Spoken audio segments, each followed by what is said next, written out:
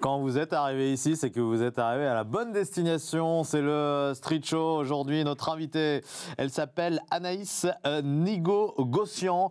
Elle vient nous présenter son livre 17h12, Place d'Italie. Elle va nous parler d'une maladie qui touche 1 à 2% des 12-20 ans. C'est l'anorexie, soit environ 40 000 jeunes en France. Et puis, deux streeters. On va commencer par les filles, Eugénie et Sylvain. Bonsoir, messieurs, dames. Le Street Show, on y va. Oui, l'anorexie mentale, donc c'est un sujet grave, et évidemment qu'on va aborder dans un instant avec notre invitée Anaïs. Et puis donc on a l'anorexie mentale. Et puis avec vous, on va parler de d'autres sujets, notamment l'humeur d'Eugénie. Aujourd'hui, je suis d'humeur hypocondriaque. Ouais. Donc ça veut dire que t'as contre les maladies, enfin t'as peur des maladies, c'est ça? Tout à fait. De tout. De tout. Et de moi. Et de toi aussi. Et de lui. De non, tout mais pas de moi. Moi, elle n'a pas peur de moi, donc si. pas. Ok, et Sylvain, donc... Eh ben, nous, on va parler d'un animal étrange qu'on a retrouvé dans le Gard. Voilà. Mais je ne vous dis pas dans la gare, dans le Gard. Dans le Gard. Oui. G-A-R-D. Ah oui. Voilà. T'as pas une blague à faire sur le Gard? Ben non, je me gare en fait. C'est bien, pas mal. Joli. Allez, c'est parti pour le start game. Bah oui, tu te gares, donc dans le Gard, bon bref. Et je m'égare aussi pas mal. Oh, on l'arrête pas, quoi. Le start game, quelques questions rapidos qui vont donc être efficaces, ou pas. Un peu pêle-mêle. Vous allez devoir être rapide. Pour quel film Virginie Fira a reçu le César de la meilleure actrice cette année? C'est je sais pas du tout. Je l'ai, mais c'est sur les attentats de Paris là. Oui, mais bon, je veux le nom du film. Je sais à chaque fois. Si vous suivez un peu l'actu, vous pouvez le savoir. Je sais l'actu, mais là, je n'ai plus le titre qui me revient. Je vois très bien l'affiche en plus.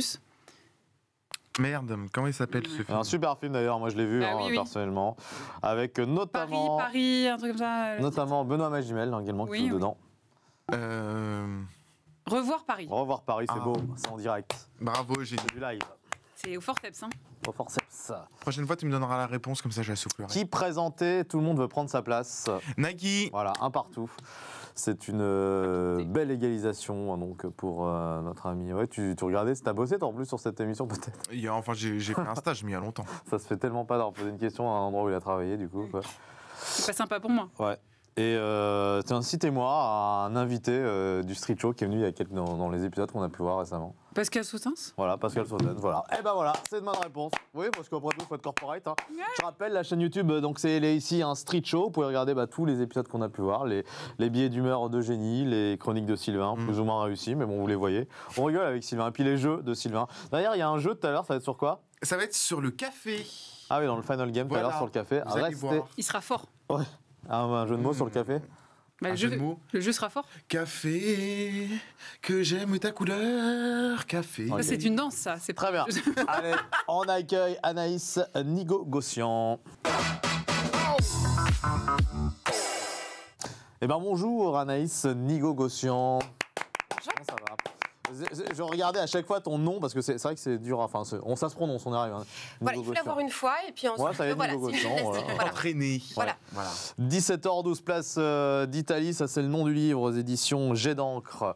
Dans ce livre, tu parles donc d'une histoire, ton histoire du coup, l'anorexie. Donc, qui touche, on le disait tout à l'heure, et parce que je le lis en plus, tu l'as écrit, et c'est important de le dire, ça. 1 à 2% des 12-20 ans, soit environ 40 000 jeunes.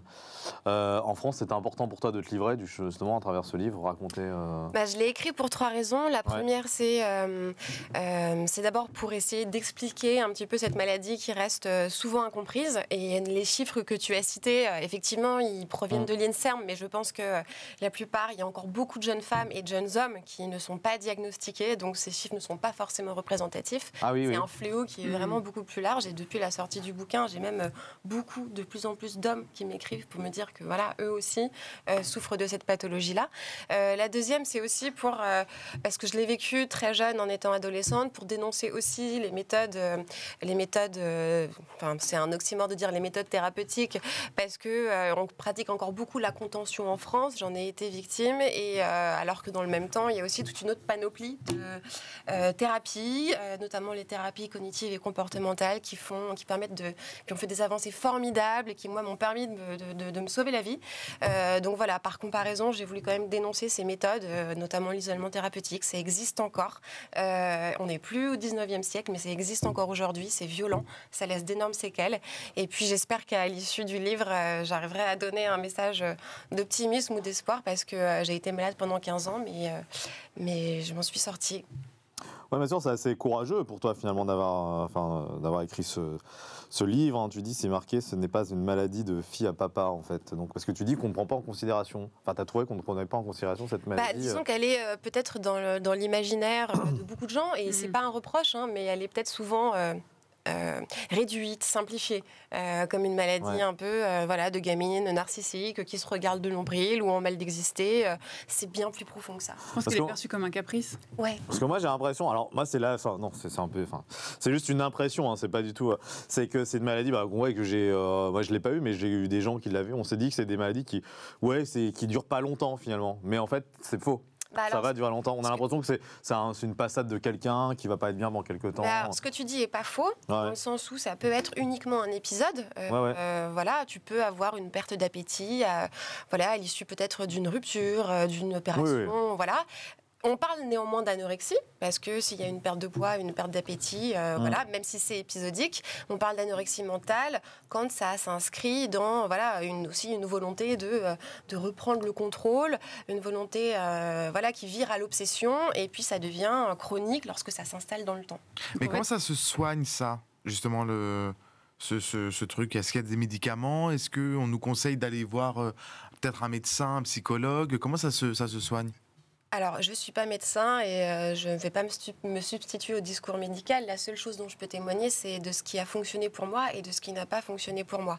Bien sûr. Il y a plusieurs approches, il y a plusieurs méthodes. Alors, certaines sont contestées. J'en conteste une certaine dans le livre, qui est notamment l'isolement thérapeutique. Donc, c'est-à-dire qu'on enferme le patient dans une chambre pendant plusieurs mois. On le prive de tous ses effets personnels et de toutes ses libertés. C'est ce qui m'est arrivé. Alors là, c'est justifié pour une simple et bonne raison. C'est que l'argument de certains médecins, c'est de dire, en coupant le patient de son environnement naturel... Oui, c'est ce qu'on faisait pour les drogues à un certain moment. C'est ça, tu vois, et il coupe avec ses addictions, etc. En fait, il s'avère que l'isolement thérapeutique, c'est un effet très limité dans le temps. Donc, effectivement, tu peux reprendre du poids sur une période de temps très courte parce que tu es enfermé et qu'on te gave. Mais tu sortes forcément. Tôt ou tard, tu dois sortir. Donc, en tous les cas, pour moi, ça n'a pas fonctionné.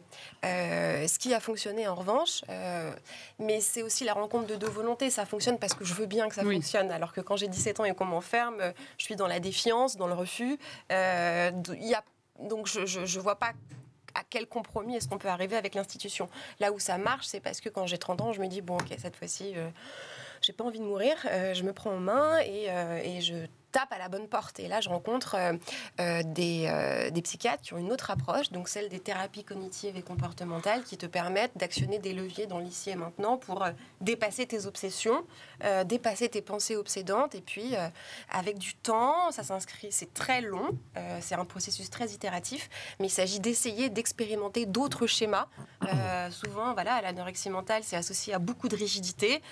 Donc j'ai la certitude que je ne peux pas faire différemment. Et les thérapies cognitives et comportementales, elles t'invitent à envisager des alternatives. Et ça a démarré comment pour toi? Désolée, Eugénie. Ça a démarré comment? Ça a démarré de façon assez banale. C'est-à-dire que je rentre au lycée, j'ai mon corps qui change, j'ai des courbes qui apparaissent, et puis j'ai dans mon entourage des gens qui commencent à déceler chez moi une petite prise de poids, et puis moi j'ai ce corps que je ne reconnais plus, et très vite... je pense qu'à cette époque également, j'avais quand même une estime de moi qui était assez faible, voire atrophiée. Et donc, le regard que les autres portent sur moi, c'est important. C'est très important. Ouais, j'en suis assez victime à ce moment-là. Ça ne veut pas dire que c'est les autres qui m'ont fait tomber, mais il y a toujours un manque de confiance en soi au lycée, en fait, un peu. À cette période charnière qui fait que... Mais tu avais un groupe d'amis quand même, c'était... Ouais, j'ai toujours été assez entourée, ouais. Mais justement, c'est intéressant parce que tu parles des TCC. Est-ce que tu penses que finalement l'anorexie, c'est le symptôme d'autre chose? Ou est-ce que c'est la finalité en soi, la maladie en elle-même? Ou bien est-ce que ça découle, c'est le symptôme d'autre chose?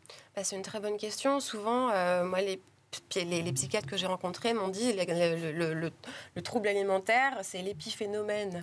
Alors qu'en vérité, il y a juste... Moi, ça a été ma manière de dealer avec la complexité dans l'existence, en vérité. Et on considère aujourd'hui les troubles alimentaires comme des addictions. Donc en fait, face à, des moments d'incertitude, la perte d'un proche, un décès, une période de chômage, passer des concours, que sais-je, ce sont des moments dans lesquels je n'ai pas toute la maîtrise de ce qui pourrait m'arriver, et ma manière à moi de me rassurer ou de m'anesthésier quand c'est trop difficile, c'est de me réfugier là-dedans. Comme j'aurais pu fumer un joint ou boire de l'alcool. En gros, c'est quoi? C'est que tu manges, mais tu veux rien garder, en fait. Tu vomis, c'est ça? Tu te fais vomir? Moi, je me faisais pas vomir, je mangeais pas. Ah oui, tu m'embrouilles, tout simplement. Voilà. En fait, il se passait quoi? T'avais pas faim ou... J'avais tout le temps faim, bien sûr. Tout le temps faim, honnêtement, je connais pas une anorexique qui peut te dire... Ah oui, d'accord, c'est important ce que tu dis. J'ai pas faim, enfin, même si, effectivement, au fil des semaines, ton estomac tend à se rétrécir.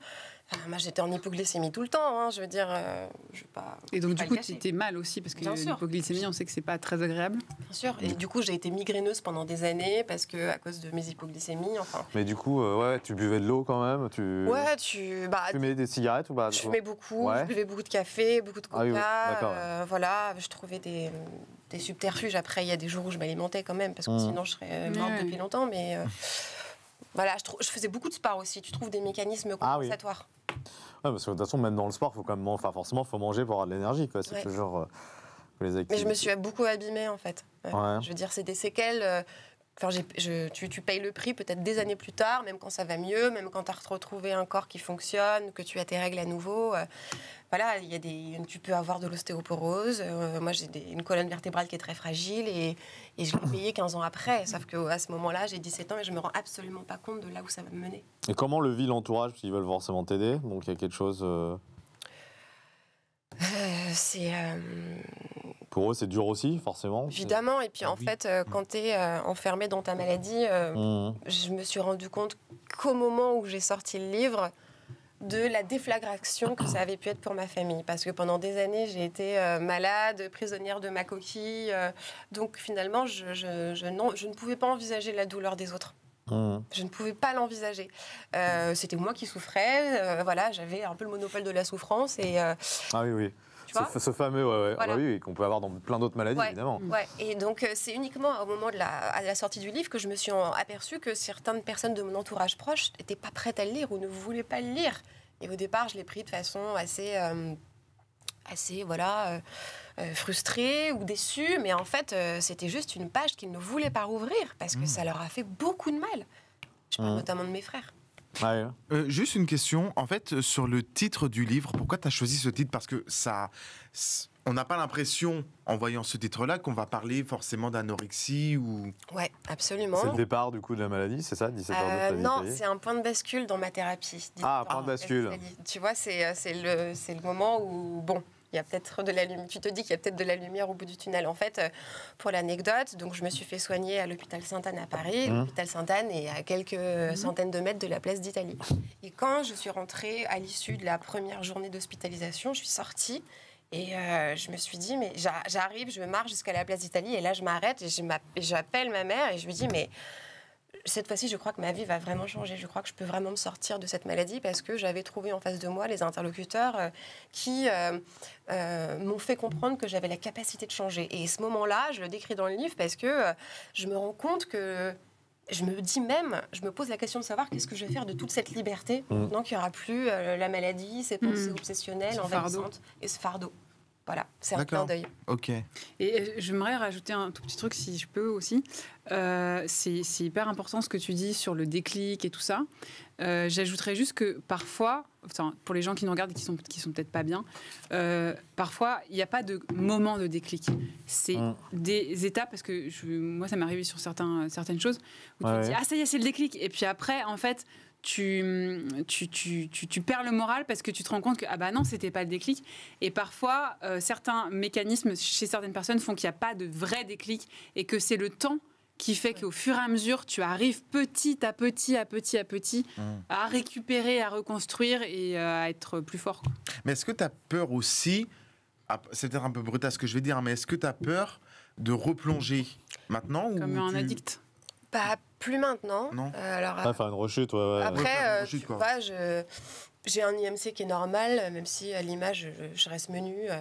Mais mon IMC, il est normal. Je suis plus en aménorrhée depuis 2 ans. Enfin, Tu as des beaux tatouages, en tout cas. je vois Oui, ça. Oui. c'est vrai.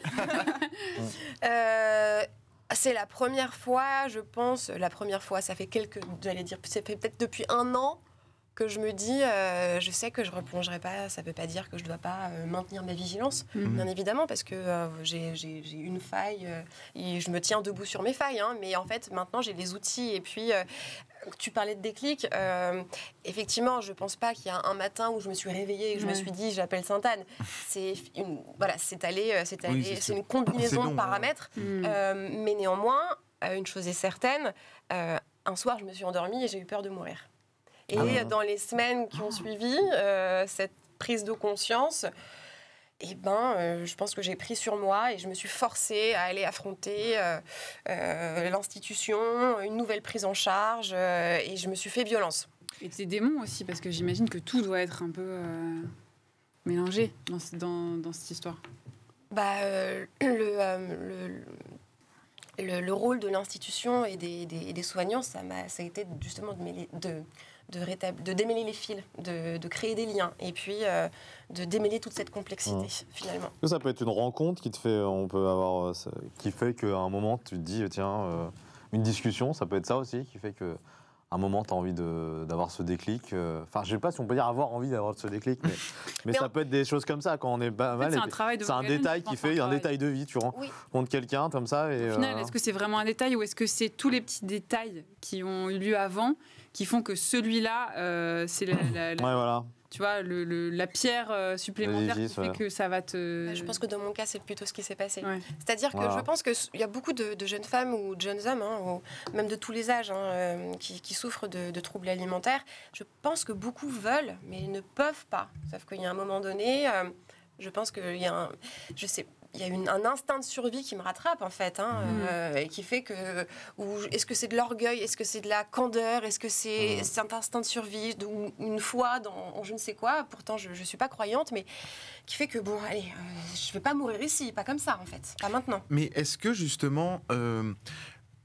Ton message que tu nous fais passer là, est-ce que tu en as parlé à d'autres personnes anorexiques? Est-ce que tu aides intérieurement sans savoir des gens anorexiques? Est-ce que tu as des gens qui sont venus te dire, à avoir lu ton livre ou même sur les réseaux, en parler, ou même sur les réseaux, je ne veux plus être anorexique? Est-ce que tu penses qu'il y en a que ce déclic?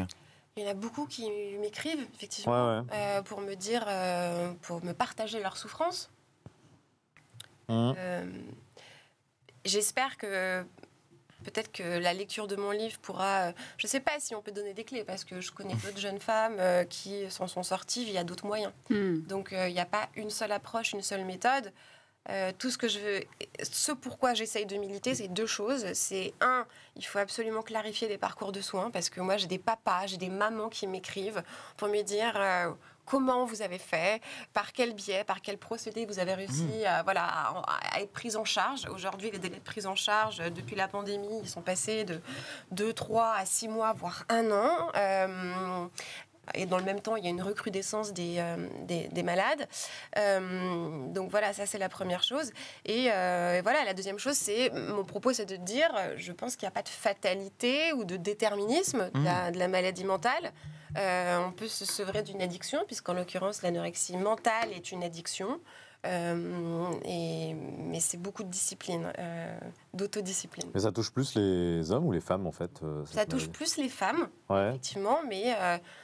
je me suis moi-même, quand j'ai été soignée à Sainte-Anne, il y avait quelques hommes dans le service et je suis moi-même tristement surprise de voir qu'il y a des hommes aussi qui m'écrivent aujourd'hui. Ouais, et puis comme j'imagine, pour des raisons, tous les gens sont devenus comme ça pour des raisons différentes à chaque fois. Alors du coup, donc t'as quand même, on voit que t'es clairement sur la bonne voie, parce que là, maintenant, aujourd'hui, tu travailles. Je veux dire, on disait en antenne, t'as beaucoup de travail. T'es chef de communication, je voyais ça à L'Oréal. Oui. Et t'es prof aussi. Donc, j'aime bien enseigner aussi. Ouais.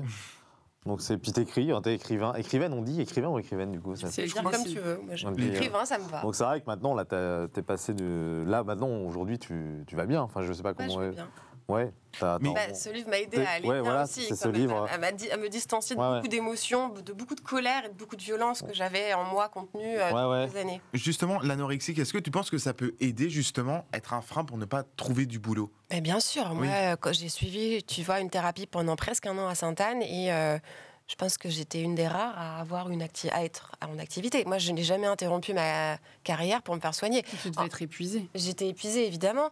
En revanche, j'ai interrompu ma scolarité pendant 1 an après mon bac pour me faire hospitaliser. Et c'est à ce moment-là que j'étais internée dans cette clinique et mise à l'isolement. Donc là, oui, effectivement, j'ai pas eu d'autre choix que d'interrompre mes études. Mais la plupart des personnes que j'ai rencontrées, elles sont en invalidité professionnelle ou au chômage. Parce qu'évidemment, tu crées... T'es épuisé, t'es plus capable, tu peux plus te lever, et puis surtout, tu crées de la défiance au sein de l'entreprise, au sein d'une équipe. Oui, tu n'inspires pas confiance, en fait. Je comprends. Hein. Mais justement, tu dis que tu bossais pendant cette période. Ouais. Justement, ton employeur, comment il te soutenait, J'en ai jamais parlé. T'en as jamais parlé? Non. Et tes collègues, ils paraissent? J'en ai jamais parlé. T'en as jamais parlé. Ok. Et personne ne savait, ne se rendait compte Sans doute que, bien évidemment, j'étais maigre, donc et puis en plus je travaille dans le monde de l'image et du luxe, donc je veux dire tout le monde se regarde les uns les autres, hein, donc et les gens ne sont pas dupes. Je pouvais pas le cacher que j'étais très maigre, mais je n'ai jamais parlé de cette maladie, de ma prise en charge. T'as mis combien de temps à l'écrire d'ailleurs ce livre? Alors par itération, j'ai mis 2 ans entre les différents allers-retours avec j'ai commencé à écrire en mars 2020, j'ai signé un contrat d'édition en mai. Non, 2020 en mars 2022. Ah oui, d'accord. Voilà. Ah oui, donc c'est c'est ça. Il y a eu plusieurs itérations, j'ai livré une première copie, pas aboutie, et puis une deuxième, et puis j'ai eu des retours de certains éditeurs, des oui, des non. Et puis finalement, j'ai livré une proposition aboutie en mai 2022 et la publication a eu lieu fin octobre. Voilà le livre, je vous le montre. Alors le pitch, en gros, c'est un témoignage de ton histoire, de ton combat, de ton quotidien pendant la maladie. Et tu racontes ça en histoire. Alors, je parle à la première personne. Ouais, voilà, comment tu pourrais faire le pitch, toi, du coup C'est un récit à la première personne, même un récit littéraire, parce que je suis allée remuer des souvenirs douloureux, j'ai pris du plaisir à écrire. C'est un récit littéraire en 3 chapitres, en 3 grandes parties.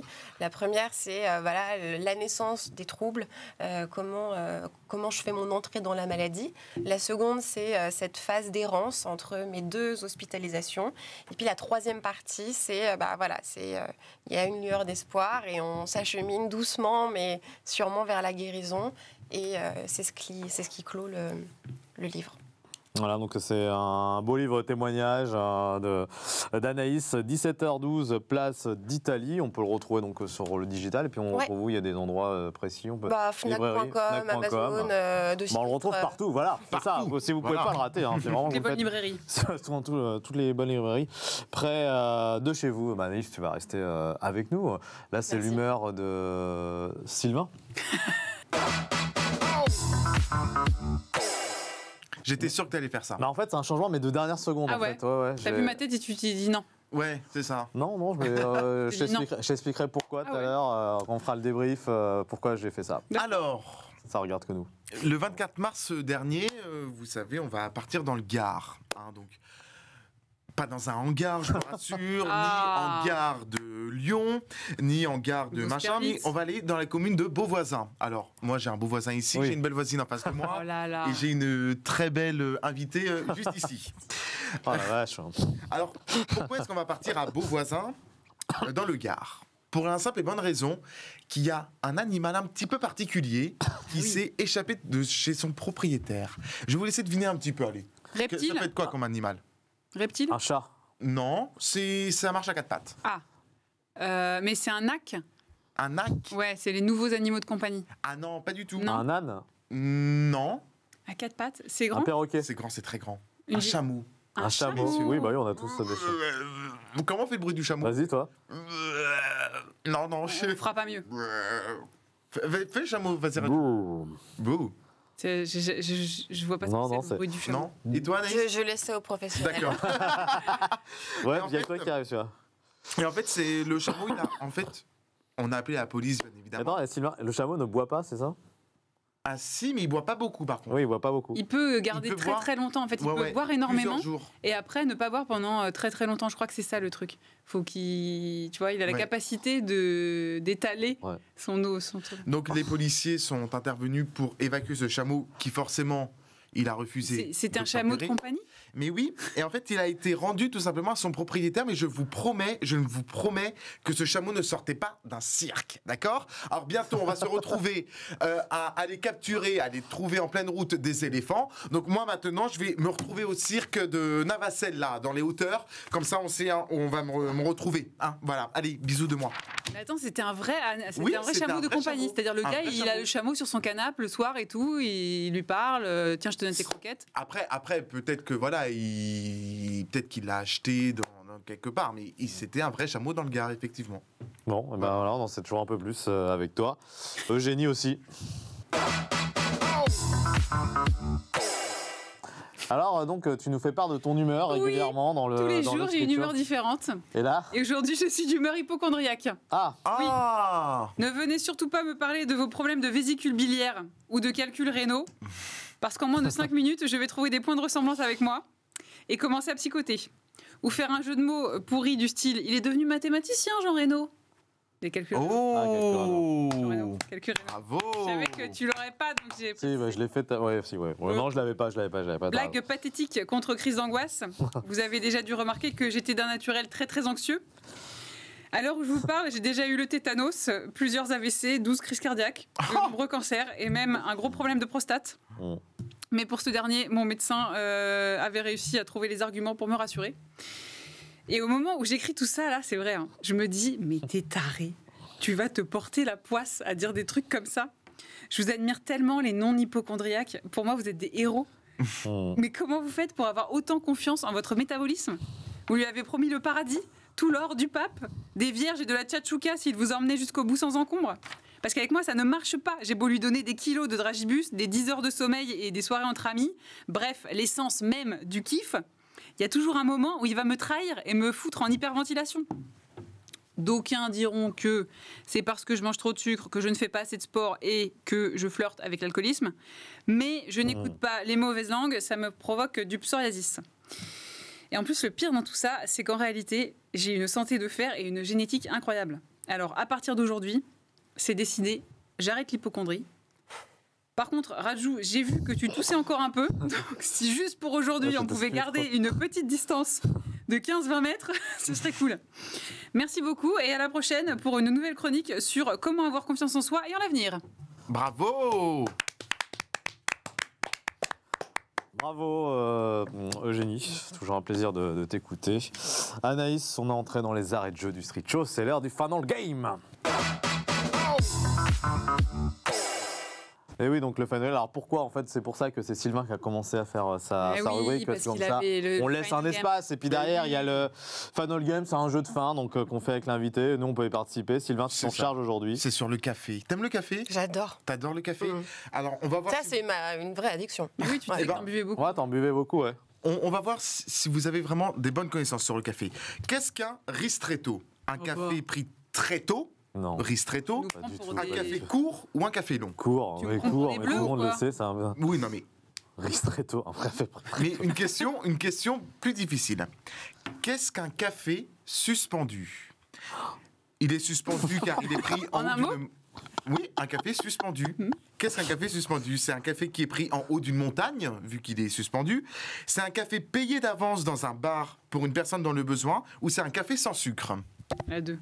De quoi? Attends, vas-y, un café dans un bar. Un café payé d'avance dans un bar pour une personne dans le besoin, un café sans sucre, ou un café pris en haut d'une montagne? Anaïs, tu dirais quoi, Tom? T'avais l'air de dire la 2. Je copie sur ma voisine. Ouais, c'est ça. Ouais. La 2. Et toi? Moi, j'ai pas envie de copier sur elle. Moi, je pense que c'est plutôt Ouais, la mais t'as 3. tort. La J'ai- 3, café Ouais, sans c'est la sucre? 3, mais oui, c'est la 3. Non, c'est suspendu. Et j'ajouterais Non, même sérieux que vous pouvez faire ça aussi pour les sandwichs, les plats, les cocktails. Tu peux, voilà, tu peux arriver dans un restaurant ou dans un bar, etc., et dire voilà, je vous paye un sandwich en plus. Et dans les restaurants, il y a des affiches en disant ici on fait les plats suspendus, café Oui. suspendu. Ah oui, c'est pour des gens Voilà. en plus. Voilà, les gens ont dans D'où le le besoin, café. eux Ok. rentrent et prennent. Tu l'as déjà fait? J'ai déjà donné, ouais. Mais j'ai jamais pris pour l'instant. J'ai pas eu besoin. Oui, mais Ouais, c'était parce que t'as répondu bizarrement à la question. Est-ce que t'as déjà payé un P... Oui, t'as déjà payé. Tu l'as déjà fait, mais j'aurais Ah pu oui, on aurait pu dire. l'utiliser Oui. ou le donner. Ouais. Ah, déjà, ouais, ok. Ouais. Alors, à votre avis, ranger le café dans le frigo, il paraît que ça permet une meilleure conservation. Est-ce que c'est vrai? Est-ce que c'est faux? Café dans le frigo. Oui. Ça pourrait être un titre de. Ça permet une meilleure conservation. Est-ce que selon vous, c'est vrai ou est-ce que c'est faux? C'est faux. vrai. C'est faux, bravo. Parce qu'en fait, le café ne supporte pas l'humidité, donc le café n'aime pas être enfermé dans un réfrigérateur. Et surtout, si vous mettez le café dans le frigidaire, ça va absorber toutes les odeurs, en fait, à l'intérieur du frigidaire. D'où odeur de frigo après. C'est ça. Un petit dernier ou pas? Allez, on y Allez, va, un dernier. Soyons fous. Un petit dernier. Où est né le filtre à café? Est-ce qu'il est né par le masque chirurgical? Est-ce qu'il est né en utilisant du papier buvard ou est-ce qu'il est né en découpant tout simplement du papier? Moi, je dirais les FFP2, là, les masques. Toi, tu dirais quoi, Anaïs? J'en ai aucune idée. Et toi? Pareil que Eugénie. Là. Mais de rien de coup, c'est Eh ben, fou. vous avez faux. Tort. Ben oui, c'est Buvard. le filtre à café est né en utilisant tout simplement du papier buvard. Il a été inventé au XXe siècle par une nana allemande. Et elle utilisait en pot de cuivre perforé pour le porte-filtre. Voilà. Bon, bah Donc, super. Hein. en café, vous êtes tous, à part Eugénie, qui sont Vous êtes tous quoi? Vous n'êtes pas très bons. Oh là là. Moi, je serais toi, je le virerais. Hein, pour une Ouais, phrase bah comme c'est ça, ce qui va se passer. C'est Hein pas vrai, Sylvain. T'as dit quoi? Ça fait 2 fois que tu fais cette vanne et c'est pas gentil. Anaïs Nigo-Gaussian, 17h12, place d'Italie aux éditions Jet d'encre, hein, à retrouver dans toutes les bonnes librairies et puis également sur le digital. Merci Anaïs d'être venue Merci à vous. dans le Street Show, les streeters. Je vous dis à bientôt et chez vous, je vous dis au revoir. Ciao.